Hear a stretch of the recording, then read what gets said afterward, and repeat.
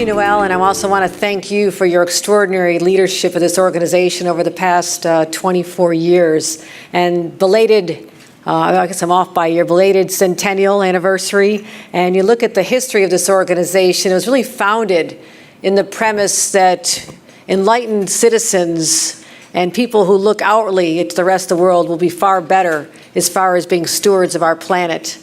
And as much as today I feel sometimes we are looking too far inwardly, at least I'm speaking for Washington, D.C., I actually represent the state of New York. And we do not share sometimes the pronouncements, or actually very often at all, that are coming out of our nation's capitals. So I like to remind my friends from Canada, and particularly Quebec, we view us as having a very special, significant relationship that we will continue to protect. And that is something I wanted to make known here today as someone who lives on the border of Canada in Buffalo.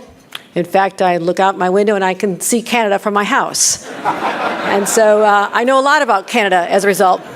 But also, interestingly, I also live walking distance to a place, well, it's a little tough. It's where the Buffalo Sabres play. And I guess I would call myself in envy of a community that can claim 24 Stanley Cup trophies and championships, and we are still waiting for our first. So I do, it's a kind of a love relationship most of the time, but not during hockey season. But that's okay.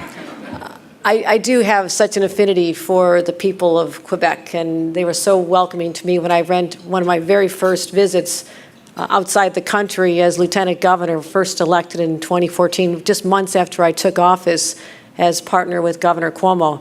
And I was asked to go represent the governor at a great meeting of Quebec, in Quebec, of I think it was the Great Lakes Council of Governors and Premiers. And we had fabulous conversations. And when I took away from the 3 or 4 days just enjoying and savoring how beautiful the country was, I realized we have so much in common, so much in common. And while our border may be the mighty St. Lawrence or in some places land, we really feel that these borders don't exist. In our minds, we are truly one people.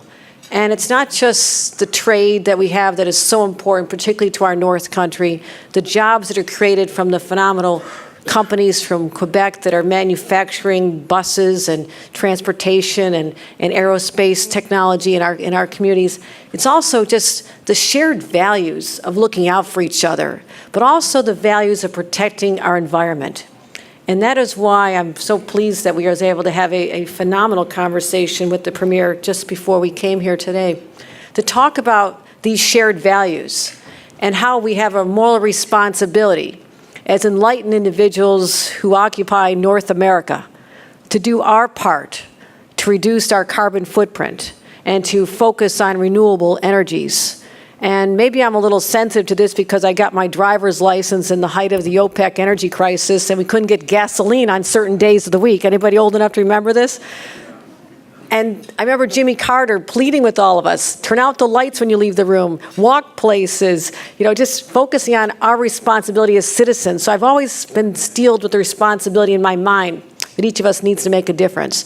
So it is so inspiring to me to know that Quebec is led by an individual who has these values held deeply, that it's not just about trade and economic activity between our communities.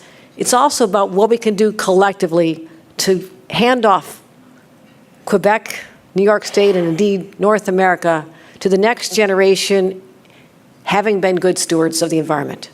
And that's what we're going to hear about today, how we can find opportunities. Yes, we can create jobs. Yes, it's good for the economy. But at the end of the day, we'll be judged, and hopefully not harshly, about how we handled this amazing planet during the time that we've been so fortunate to serve an elective office. So to the Premier, François Legault, to your lovely partner, wife of 29 years, Isabelle Bray, to Catherine Lubier, I want to thank you for being the relatively new Delegate General, but I promised we will spend time together. I will be delighted to show you the sights of New York as I've seen them. Maybe we'll ditch the security guards and have some fun together sometimes. Sometimes I go a little rogue. gets me in trouble, but that's okay. But this is an honor to be here, to speak to individuals who care so deeply, not just about where you come from, but the rest of the world. And if everyone thought like that and felt like that and acted like that, as this organization has for over 100 years, what a better place we would have today. Thank you very much.